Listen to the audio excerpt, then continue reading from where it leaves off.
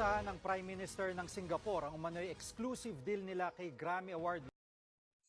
So this is very illegal about Taylor Swift in Singapore before the law condone she and Austin Robinson come to Philippines. Not this is my country is not information to me about me to flare what will happen because nakikinabang ang government ito at ang bansa sa manner release it about the flare to the singer to investing o illegal whatever kung choose o Singaporean and Asia to international foreign come to Asia to concert whatever the sports for anything as personal like me is very affected in a bullshit and is common like this country. I'm very bullshit. I stop to living to me my color, but this you're losing and all what happened, for disgusting.